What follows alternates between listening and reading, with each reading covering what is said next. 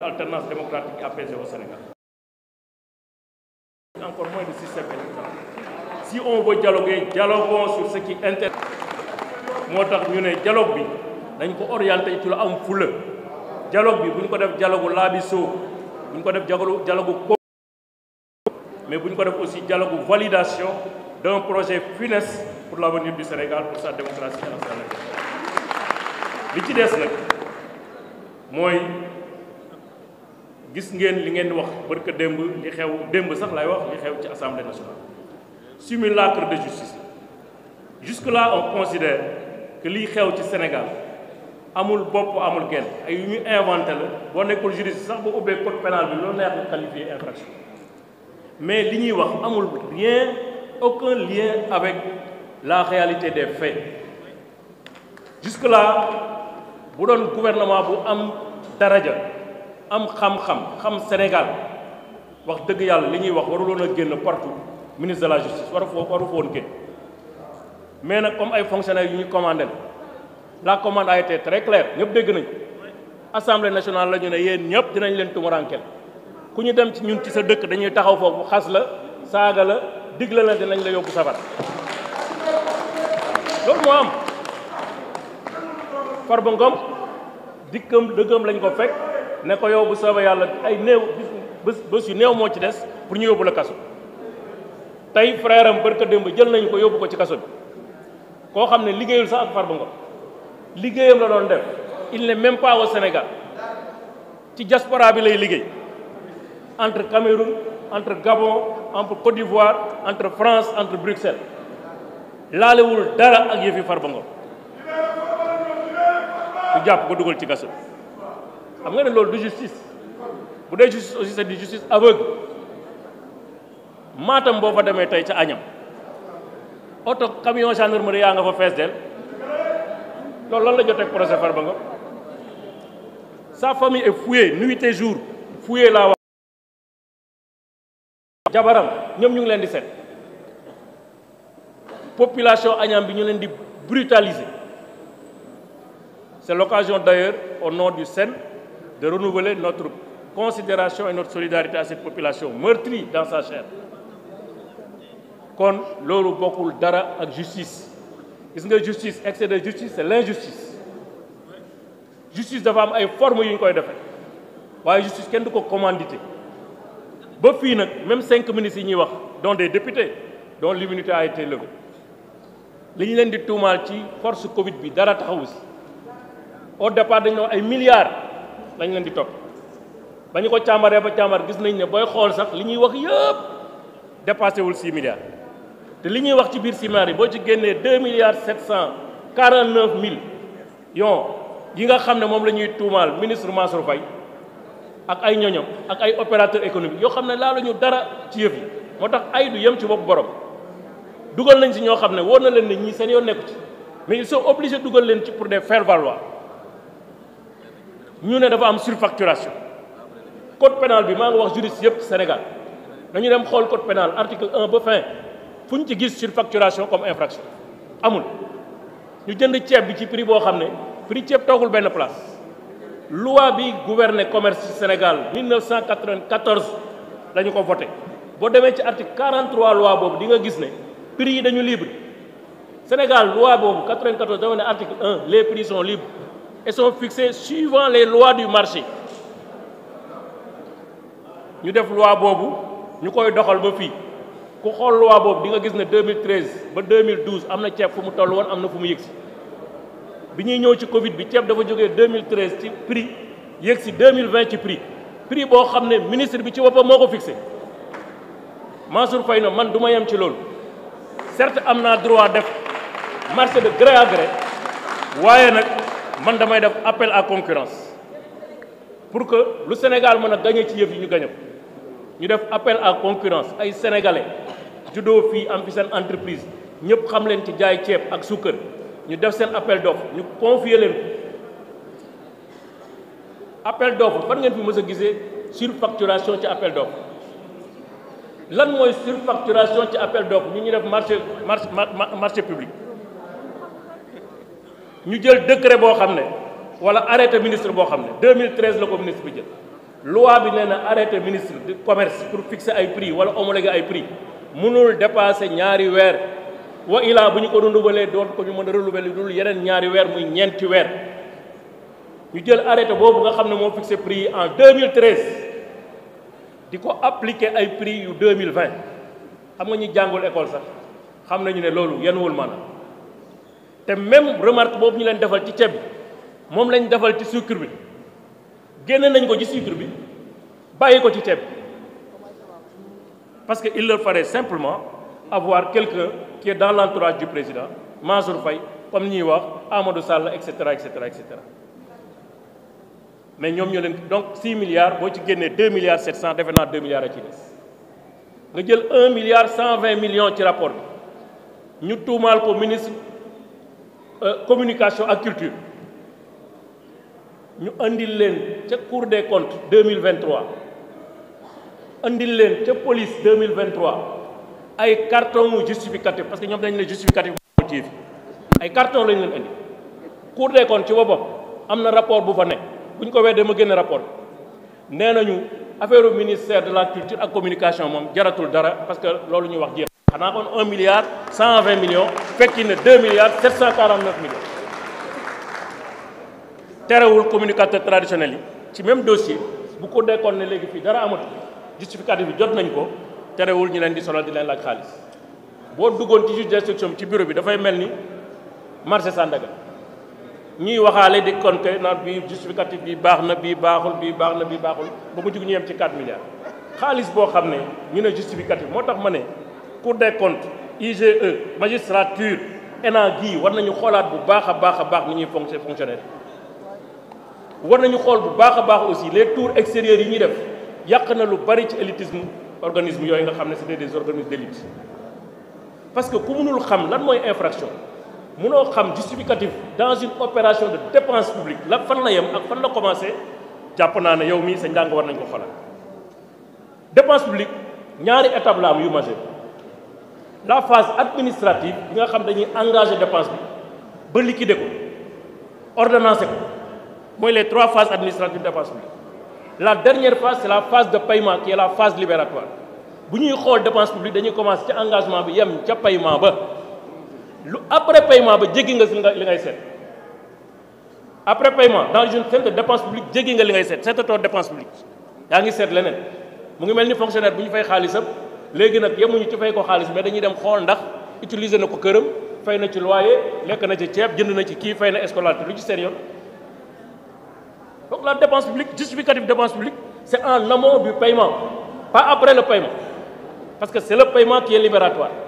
or tous les justificatifs des paiements qui ont été faits dans ces dossiers mais ont été apportés donc 1 milliard bu fekkee 2 milliards fekkee waat léegi 1 milliard jeex na lan moo fa desati ñaari ministère ñu ne ministère bi nga xam mooy mine suñu sœur Sophie Gladima yoroon dañ ko war a toppee 119 milliards 119 millions pardon 119 millions yoo xam ne marché la bu ñu exécuté marché bi livré les preuves à l'appui ñu continuer quand même di leen topp opérateur économique sénégalais bi def affaire bi dafa mujj cautionné 119 millions yoo xam ne exécuté ko de manière contradictoire sous la surveillance et la supervision du secrétaire général de ce ministère loolu sénégalais war nañ ko xam mu def 73 milliards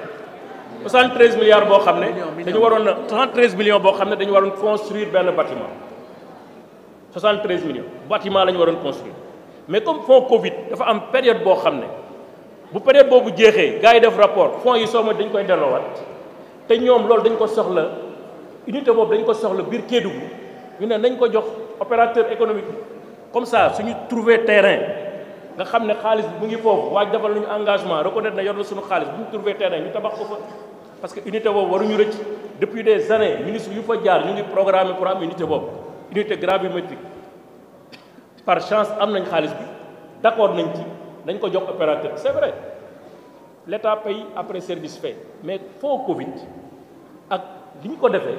ak décret bi ko organisé joxe na esprit bi ñuy defee dépense soit nga d'accord ci esprit bi wala nga bañ a d'accord ci esprit parce que dafa dispenser des procédures administratives toutes les dépenses qui ont été organisées dans le cadre du fonds Covid ki yore xaalis boobu nee na man d'abord 119 millions yi preuve baa ngi nii depuis 2023 ca police la ko waxee 73 millions yi xaalis baa ngi nii soo leen bëggee léegi ma jox leen ko soo leen bëggee ngeen xool mais loolu ban infraction la am ban infraction la am ñu ne ministère développement industriel 2 milliards 500 millions koo xam ne defar na ay masque fay na xaalis ñëpp gis nañ ne fay na xaalis xam nañu koy topp da nga ñu invoqué benn disposition du règlement général sur la comptabilité l'article 103 104 principe règlement général comptabilité 103 dafa ne les paiements peuvent être faits soit par virement bancaire soit par chèque soit en espèces mu atténuer ko article 104 ne léegi nag am na ay paiement yoo xam ne bu dépassé yenn montant yi ñuy fixé par loi montant yooyu dañu koy fay par virement wala par chèque mais ci loi boobu te ñoom xamuñu loi bi c'est une instruction de la BCEAO instruction BCEAO bi dafa ne malgré limitation boobu exonération boobu exemption boobu am na ay cas yoo xam ne mën nañ fay pas en espèce te cas wu paiement yi ñuy def dafa valable pour paiement en espèce tailleur yi kan moo ci am compte xanaa tailleur yu mag yi sunu mbokk baana yi kan moo ci am compte moo tax instruction boobu nga xam ne c'est une instruction de 2017 mu ne sooy fay yëf yi da nga koy fay ci espèce parce que am na ay cas yoo xam ne nit ñi amuñu xaalis léeg-léeg sax dañ lay permettre nga fay ko par digital monnaie digitale mais loolu def naa paiement peut-être même bu ñu supposer ne c'est anormal c'est contraire à la réglementation mais c'est pas une infraction au pire des cas c'est une faute de gestion parce qu'il faut pas confondre faute de gestion ak infraction pénale xam ngeen kooku bu ñu defee addition yi léegi yéen ngeen calculer léegi seen calculer xam ngeen ne 6 milliards de détournement amu fa je peux donner le témoignage ici devant mon grand frère Sidiki président Macky Sall bi mu joxe affaire ba pare xam lan la def dafa am commission d'audit et de contrôle bu mu teg en place dirigée par un général des forces armées commission boobu c'est une commission paritaire où il y avait les ministères concernés qui sont représentés mais il y avait la société civile il y avait les forces vives il y avait des imams il y avait des hommes d'église il y avait l'Assemblée nationale il y avait le Conseil économique et social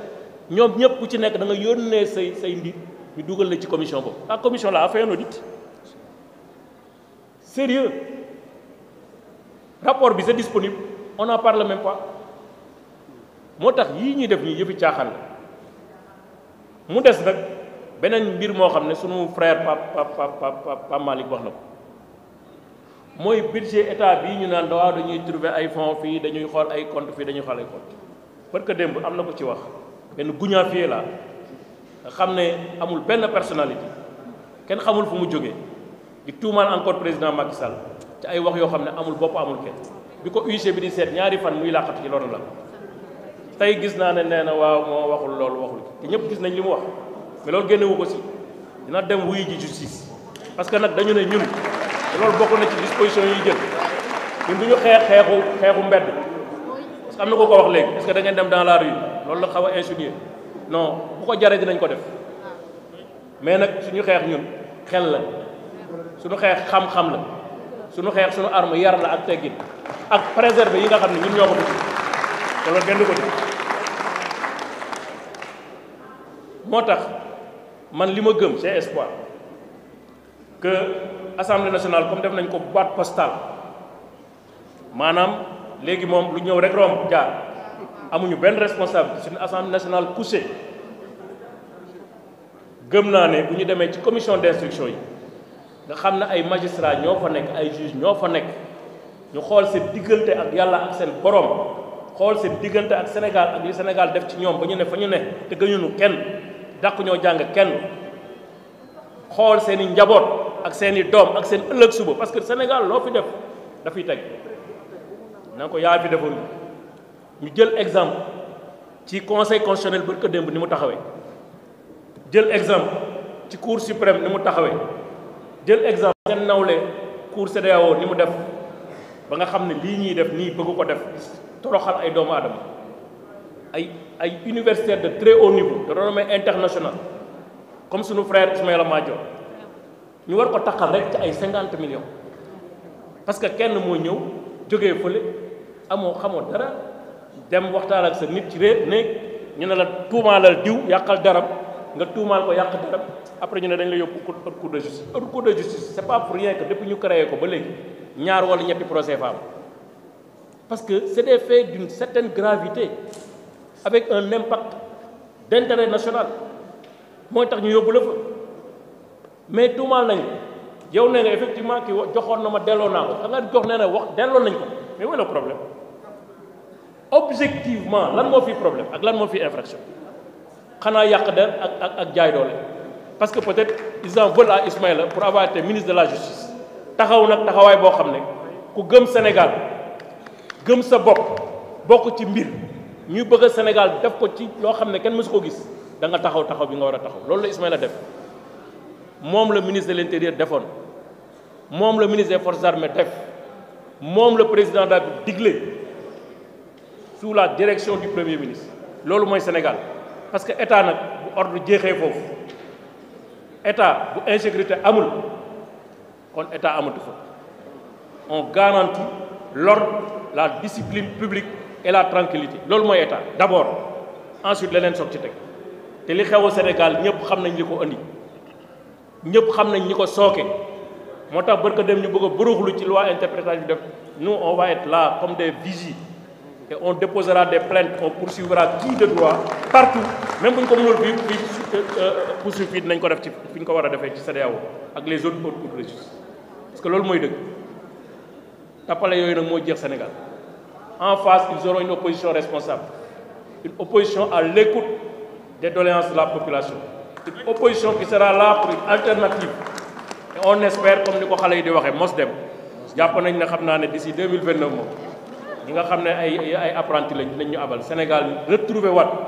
son lustre d'antan Sénégal bu bees Sénégal boo xam ne day dem ci kanam Sénégal boo xam ne dañ koy tabaxaat comme ni ñu ko tabaxee ba yegg si ba fii